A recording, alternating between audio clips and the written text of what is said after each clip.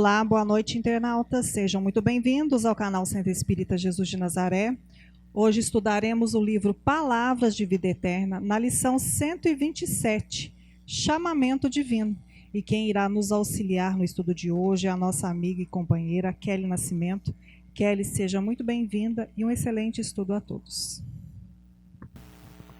Uma boa noite a todos. Boa noite aos internautas também. E é com grande prazer que estou aqui, para mais um estudo, onde a gente vai aprender juntos, esses versículos, essas palavras de Jesus. E hoje nós estamos aqui com a lição 127 do livro Palavras de Vida Eterna. Esse livro é muito bom, viu, gente? Porque ele traz, não só esse, vários títulos nossos que a doutrina espírita traz para a gente, que traz a lição, o título e a explicação logo após, E muito claro, muito fácil da gente entender. Então, quem se dispuser aí a ler, a estudar um pouquinho, esses livros são muito bons.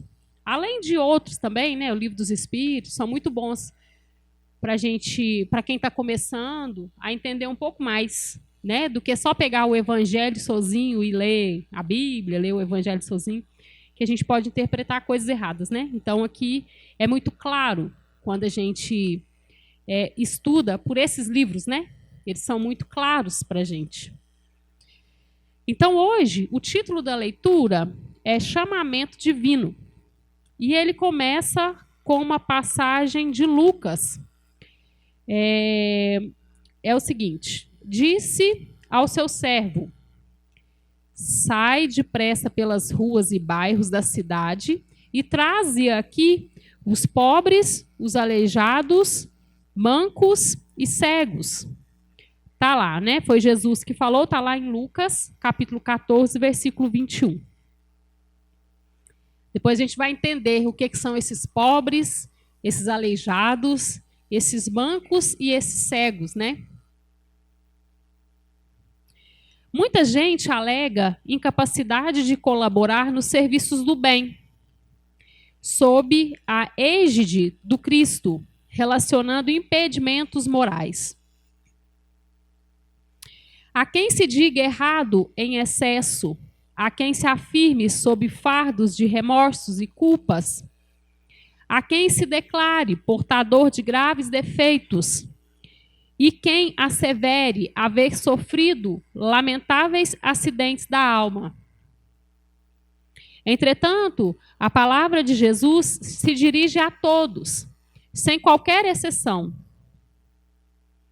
Pobres de virtude, aleijados do sentimento, coxos do raciocínio e cegos do conhecimento superior são chamados à edificação da era nova. Isso porque em Jesus tudo é novo, para que a vida se renove. Espíritos viciados, inibidos, desorientados e ignorantes de ontem, ao toque do Evangelho, fazem-se hoje cooperadores da grande causa, esquecendo ilusões, desfazendo cárceres mentais, suprimindo desequilíbrios e dissipando velhas sombras. Se a realidade espiritual te busca, ofertando-te serviço no levantamento das boas obras, não te detenhas, apresentando deformidades e frustrações. No clima da Boa Nova, todos nós encontramos recursos de cura e reabilitação, reerguimento e consolo. Para isso, basta sejamos sinceros diante da nossa própria necessidade de corrigenda, com o espírito espontaneamente consagrado ao privilégio de trabalhar e servir. Então, ele fecha essa leitura dessa forma. Essa leitura é muito bonita, gente? Bonita, assim, é muito verdadeiro, E eu acho que cada leitura dessas daqui é um alerta para a gente, né? São versículos aqui de tempos atrás, né? De mais de 2000 anos atrás, mas que para a gente ainda é tão atual, né? A gente ainda está pelejando ainda para entender um pouquinho do que foi dito naquela época, do que foi falado, do que foi vivido, né? Então, é muito atual para a gente hoje. Porque se não fosse também, não teria sentido, né? A gente estudar e a gente ler coisas que passou há mais de 2000 anos atrás e não ter sentido na nossa vida hoje. Não nos ajudar no que a gente vive hoje, no que a gente sente hoje, no nosso entendimento de tudo aquilo que a gente passa aqui nesse mundo de provas. Desculpa. Nesse mundo de provas e expiações, né? Então, primeiro, né, ele chama a atenção nossa nesse versículo lá do Evangelho que ele fala: disse ao seu servo, saia depressa pelas ruas e bairros da cidade e traze aqui os pobres, os aleijados, mancos e cegos. Então, por esse pedacinho aqui, já dá para a gente começar a entender o que ele veio fazer aqui. Qual foi a sua passagem aqui, né? Jesus, quando ele veio justamente por todos esses daqui. Ele veio para nos ajudar. Mas ajudar quem precisa, quem é manco, quem é aleijado? Sim, ele fala aqui embaixo. Quais são eles? Pobres de virtude, aleijados do sentimento, coxos do raciocínio, cegos do conhecimento superior. Quem são? Não somos nós? Vou repetir. Pobres de virtude, aleijados do sentimento, coxos do raciocínio, cegos do conhecimento superior. Não somos nós? Somos nós.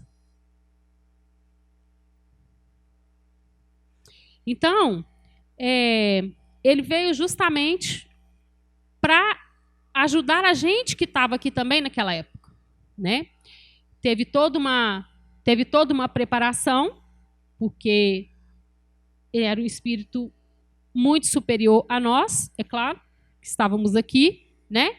Mas ele veio com toda aquela missão, sabia da maioria das coisas que iria passar, mas ele teria que vir. Então, teriam todos aqueles que já estavam tudo escrito, né? Vamos falar assim. Até aquele que iria trair, tudo, já estava tudo escrito. Certo? Precisava daquele também que iria trair. Senão também não ia ter todo o acontecimento que precisaria daquela época. Né? Então, aí ele já vem mostrando para a gente, né, a incapacidade nossa,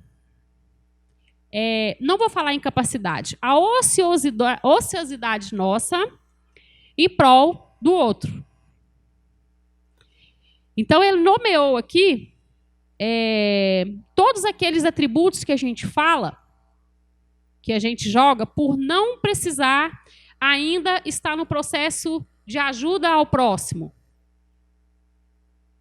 Então, vamos voltar aqui na leitura. Ó.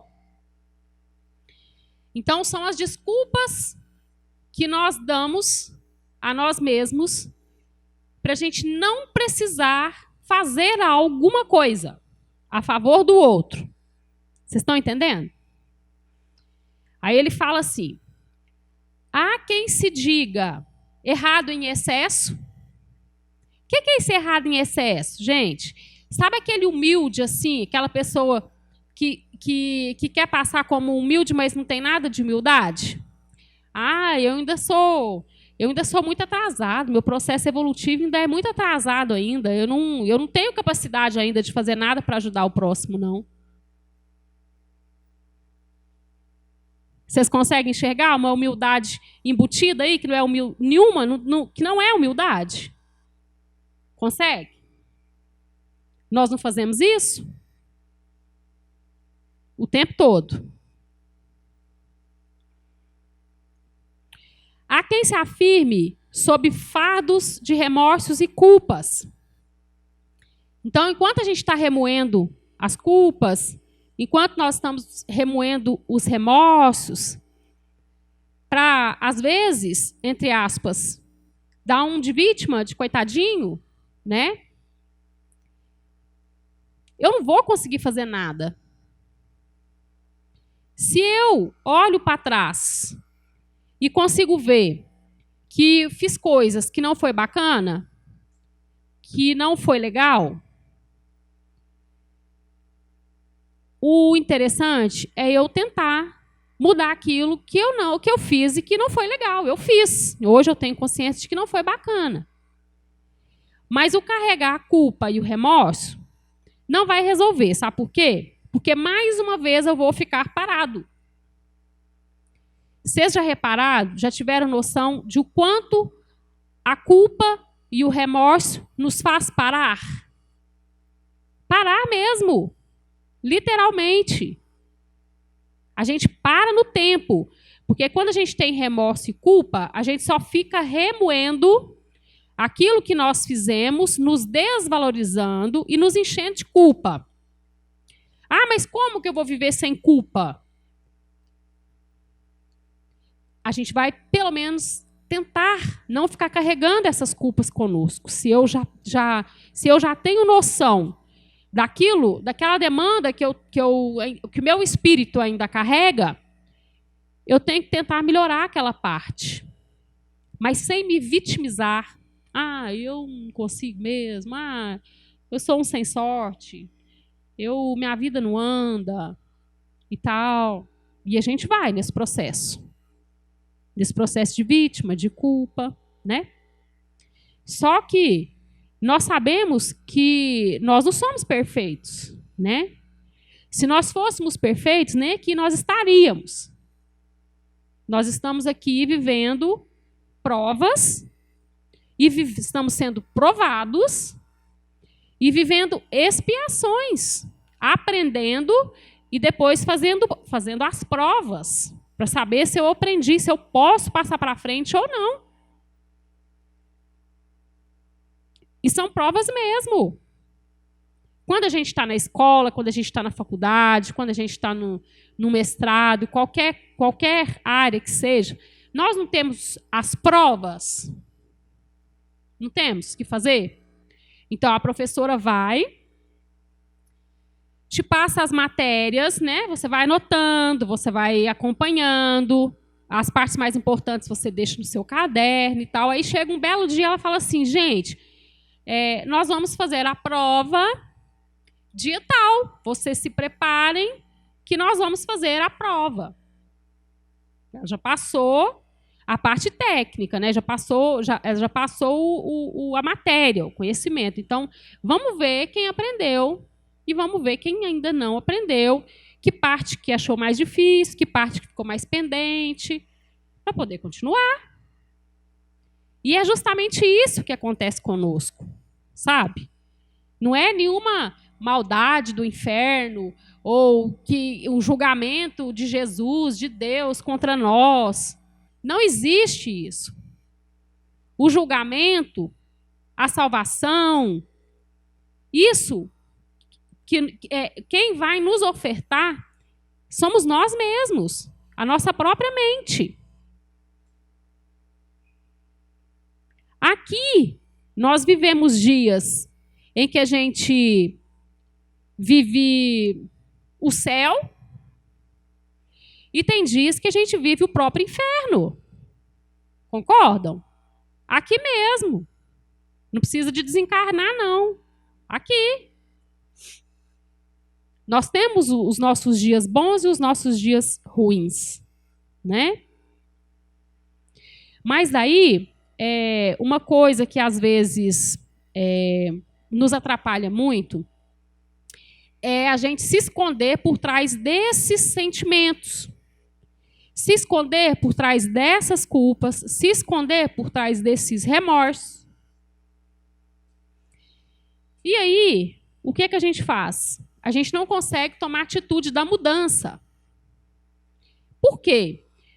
Porque eu mudar é mais difícil do que eu continuar no processo de vítima. Vocês concordam? Enquanto eu me coloco de vítima, em muitas situações, eu fico estagnada ali. Eu não preciso me mover, eu não preciso fazer nada. Porque eu tenho a manipulação do meu próprio cérebro de que eu sou vítima de tudo.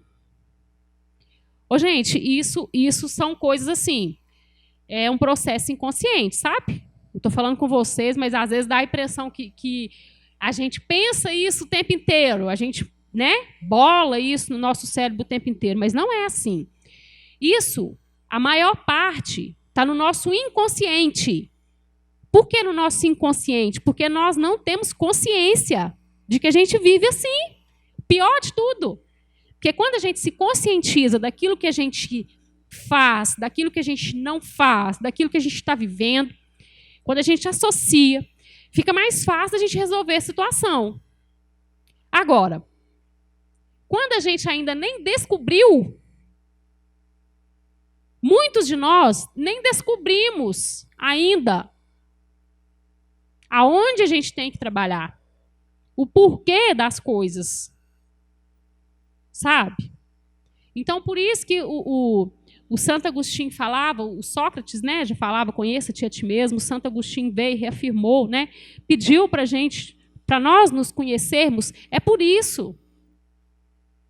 Se nós não fizermos esse processo, esse estudo da gente mesmo, nós não conseguimos realmente entender e nós não conseguimos fazer alguma coisa em busca de ajuda.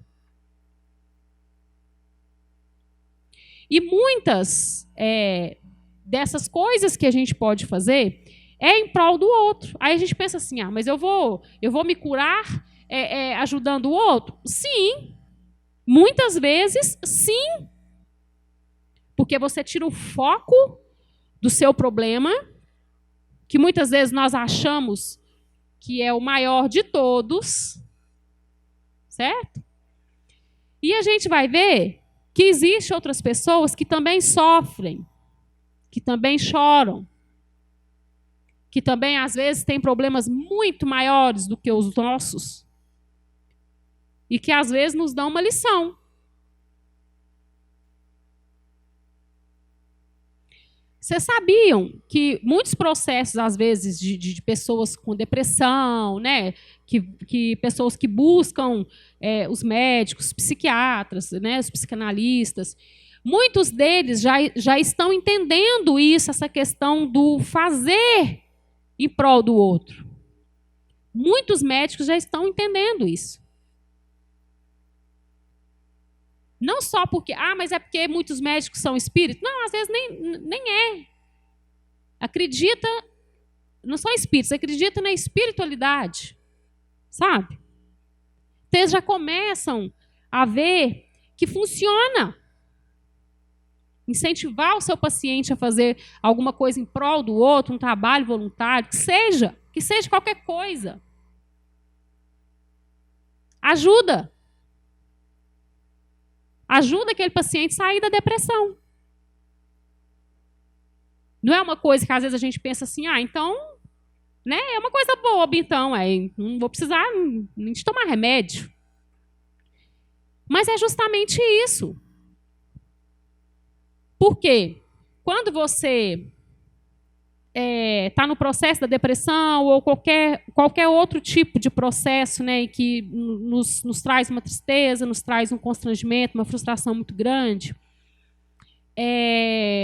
nós internalizamos as energias e os pensamentos todos para aquilo. Entende? Então, quando eu tiro o foco daquilo para outra coisa, pode ser que eu fazendo outra coisa, eu vejo o que me incomoda, eu passo a ver como uma coisa, às vezes, que não está tão grande. Sabe? Que não existe só a gente no mundo, não. Não existe só a gente sofrendo, não. Não tem ninguém curtindo felicidade plena aqui, não. Existem modos diferentes da gente enxergar as coisas que nos acontecem. Eu posso absorver com raiva, com não aceitação, revolta, indignação, de não aceitar que aquilo está acontecendo comigo, não precisava disso. Ou de uma forma diferente. Eu parar e analisar. Espera aí. Por que será que isso está acontecendo comigo nesse momento? O que será que eu ainda tenho que aprender com essa experiência, às vezes, tão dolorosa para mim no momento? São perguntas que, às vezes, nós realmente não fazemos. Nós tiramos as nossas conclusões, né? Através das coisas que nos acontecem, e as nossas conclusões com o que o outro faz, com aquilo que o outro faz me prejudica, e a gente vai vivendo assim. Então, toda vez que a gente ficar diante de uma situação difícil, vamos parar e pensar o que eu ainda tenho que aprender com isso que está acontecendo comigo nesse momento. Qual pendência que eu ainda preciso melhorar com isso que veio para mim nesse momento? Que nada vem a acaso e nada acontece por acaso, né, gente? Sempre falo isso aqui. Nada acontece por acaso. Se eu não tivesse nenhuma pendência em alguma coisa que estivesse acontecendo comigo, não iria acontecer comigo, iria acontecer com o outro. A pendência é minha. E eu preciso resolver. E eu não posso ficar parado. Porque o tempo, ele é rápido. Uma encarnação, ela passa muito rápido. Aí a gente pensa assim, mas eu sou espírita mesmo, vou ter muitas reencarnações aí pela frente para poder consertar, para poder pagar, para poder, né? Só que a gente esquece que nós não temos condição de saber como é que será a nossa próxima. Será que eu vou ter condições de voltar e ajustar certas coisas com aquele que está do meu lado hoje? Será que vai ser fácil também eu estar com certas pessoas que ainda tenho débitos, que ainda temos coisas que precisamos resolver e viver? Nós não sabemos. Então, quanto mais nós pudermos, né, ir eliminando essas coisas, esses remorsos, essas culpas, processo de culpa, né, das nossas vidas, mais fácil as coisas vão ficando. Porque às vezes a gente passa a carregar muita coisa pesada, né? Nós carregamos, às vezes, remorsos e culpas aí por anos e anos e anos. Por que eu não fiz isso? Por que eu não fiz aquilo? Por que eu fiz desse jeito? Eu hoje ainda continuo fazendo dessa forma, né? Só que a gente esquece que tudo é um processo. Se hoje eu olho para trás e vejo que quando eu tinha, sei lá, quando eu tinha 15 anos, eu não faria as mesmas coisas se eu estivesse lá hoje, é porque você evoluiu. Não é porque você tem que ficar triste. Quem nunca falou, né? Nossa, se eu pudesse voltar atrás, lá nos meus 15, 16, eu faria totalmente diferente. Mas aqui, ó, para você fazer diferente, você teve que passar por aquilo. Não tem como a gente pular etapa também, entende? Hoje você consegue ver dessa forma porque você passou por aquilo daquele jeito. Você viu que daquele jeito que você fez não foi bacana. Não tem como pular. Não tem como eu sair daqui com 43 anos e voltar para 15 para fazer diferente. O processo, ele é lento, gente. O processo de evolução, ele é lento, sabe? Então, até nisso, nós temos que entender e nos respeitar, sabe? Nós temos essa consciência de não ficarmos ociosos com as coisas, né? Como está falando da leitura aqui, 1001 desculpas que a gente coloca para não fazer as coisas que deveriam ser feitas e que nos ajudariam e que muitas vezes são oportunidades de crescimento, né? A gente não faz. Mas tem o outro lado também, que a gente perceber aquilo que a gente realmente ainda não consegue fazer, sabe? Aí às vezes a gente pensa assim, nossa, mas eu estudo a doutrina espírita, eu tenho conhecimento, e como que pode que eu não consegui fazer assim ainda, ou não consegui perdoar fulano ainda, não consegui absorver, não consegui aceitar. Mas aí a gente pensa da seguinte forma: se hoje, como o processo é lento, se hoje eu ainda não consigo perdoar de coração aquela pessoa que me ofendeu, o que eu posso fazer em relação a isso? Só de eu não transmitir aqueles pensamentos ruins que eu transmitia antes, é sinal que o processo está andando. Entende? Porque, vamos simular alguma coisa, né?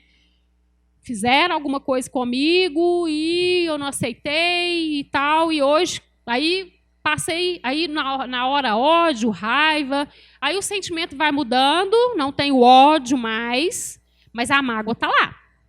O sentimento da mágoa está lá, certo? Não tem o ódio, aquela vontade de matar o outro. Quem nunca, né? Quem nunca? Então, ele passa a não ter mais aquele ódio de matar o outro. Mas eu passo a carregar a mágoa. Ah, não tem nada demais, não. Eu já perdoei fulano, não, nada. A gente engana a gente mesmo, sabe? Então, nós temos que parar de enganar a gente mesmo. Falar, não, peraí. Vamos pensar. Hoje eu ainda não consegui perdoar, não. Mas quem sabe daqui a um tempo? E o que eu posso fazer para essa pessoa? Para não ter esse vínculo, sabe? De ligação ruim. De energias ruins. Porque nós nos ligamos às pessoas por sentimentos bons, por amá-las de verdade. Da nossa forma, né, gente? Amar, da nossa forma que a gente sabe aqui, cada um na sua condição, né? Mas também a gente fica ligado àquele que a gente sente ódio, sente raiva. Não é verdade? Pensa naquela pessoa que a gente não gosta. E a gente acaba lembrando dessa pessoa todos os dias. Não é? Aquilo que me perturba, eu lembro dela todos os dias. Por quê? Porque eu estou ligada, mas é pelo amor? Não, é pelo ódio mesmo. E fica os dois algemados. Entendeu? Então, o que eu posso fazer num processo desse? De ainda não aceitação e ainda não perdão a outra pessoa. Se eu consigo fazer uma prece de coração, eu estou começando a partir essa algema, esse elo que eu construí com essa pessoa. Já é um caminho, não é? já é um caminho, gente. Então nós temos que fazer alguma coisa. Nós não podemos deixar as coisas ir acontecendo e a gente ir vivendo por viver. Sabe por quê? Porque chega uma hora que a gente olha para trás e fala assim, não tem graça mais. O vazio é tão grande que a gente olha e fala, não tem graça mais. Não tem sentido mais eu estar aqui. É onde começa a vir os pensamentos de que, né, até de suicídio mesmo. Porque se não faz sentido a minha passagem aqui, o que eu estou fazendo aqui então? Se não tem sentido eu estar aqui, para que eu estou aqui? Para que me mandaram para cá? Não é verdade? Então é isso que nós devemos começar a pensar, né? Esse vazio, às vezes, que a gente sente, às vezes, é falta mesmo de uma busca, de um completar mesmo com o outro. Apesar de que esse completar somos nós mesmos que vamos nos completando. Mas esse vazio, ele vamos falar assim, ele é normal. Todos nós sentimos, às vezes. Às vezes num grau maior, num grau menor, e às vezes em graus altíssimos, que faz a gente fazer até bobagem, besteira.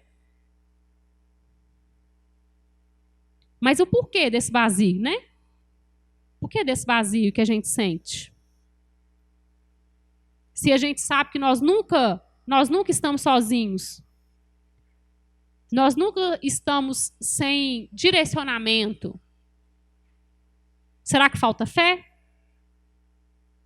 Falta crer que Ele nos vigia, que Ele nos olha, que Ele está conosco, nossos mentores espirituais também. Para que a gente estuda espiritismo, então? Né? Se a gente nem lembra que nós somos acompanhados, que a gente tem ajudas. Se eu não tivesse ajuda espiritual, eu estaria aqui falando esse monte de coisa para vocês? Às vezes eu falo, eu saio daqui, eu nem lembro o que eu falei. Por quê? A gente é ajudado a todo momento, gente. Todo momento. Intuído, ajudados. Só que a forma como a gente vive, né, vai nos deixando assim insensíveis quanto a isso. A gente não ouve, não quer ouvir, não pressente, não dá muita atenção a isso. Vamos falar a verdade, né? A gente não dá muita atenção a essas coisas assim de falar. Isso é bobagem, né? Mas não é. As nossas intuições são coisas muito sérias, que a gente deveria dar vazão, sim. A gente deveria ouvir, sim. A gente deveria sentir e dar mais importância, sim.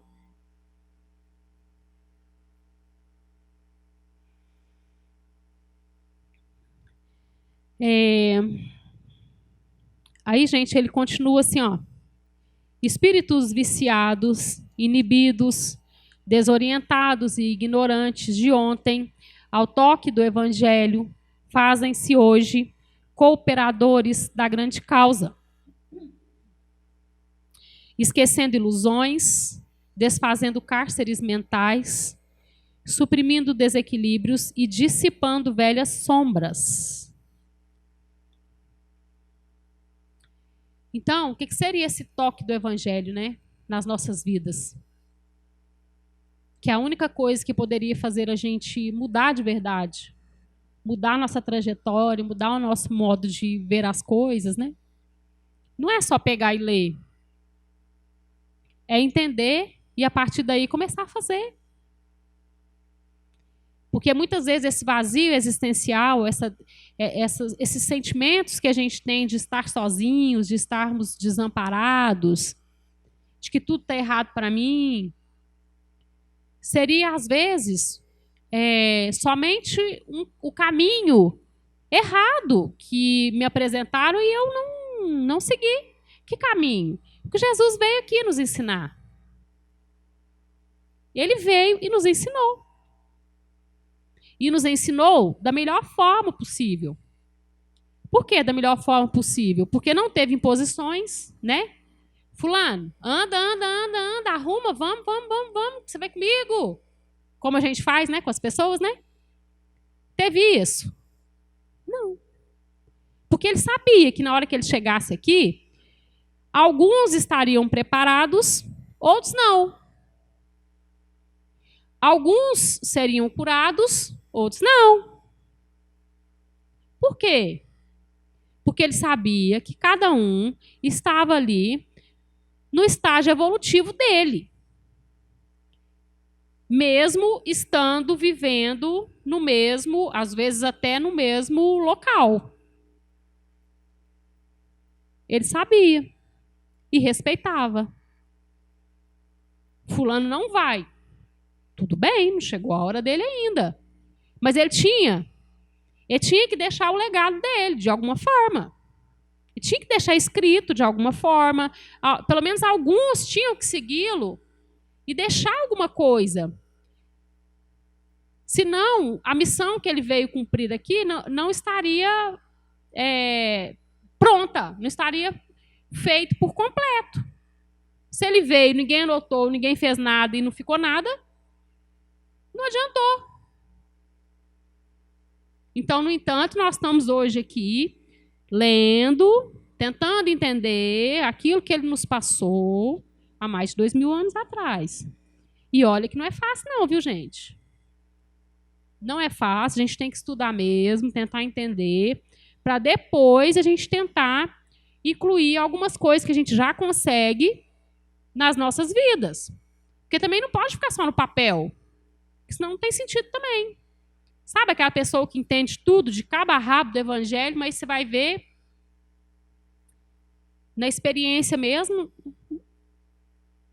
não conseguiu muita coisa. Né? Aí entra as duas inteligências que a gente aprende também aqui na doutrina espírita, que é a intelectual e a moral. Às vezes aquele de pouco estudo tem uma moral extremamente elevada que a gente aprende muito com aquela pessoa, às vezes, que nunca foi na escola. Diferença das duas inteligências, né? Intelectual e moral, que deveriam andar juntas, mas na maioria das vezes não anda, viu, gente? Uma sempre está... Por isso que a gente tem dificuldade, né? Somos, às vezes, desequilibrados, vamos falar assim, porque nunca que uma está no mesmo nível que a outra, né? Geralmente, a intelectual, geralmente, ela é maior. É mais fácil a gente pegar o livro e ler, entender e tal, mas o fazer é mais difícil. Entende? A parte moral é mais difícil. Mais dolorosa, mais difícil, mais trabalhosa. É bem mais difícil, né?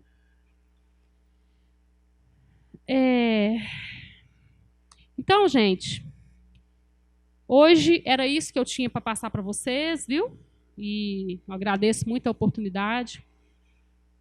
E espero que vocês estejam olhando os canais também, né? Deixem lá os comentários, as perguntas, para a gente trazer para cá também. Obrigada a todos vocês e até uma próxima oportunidade.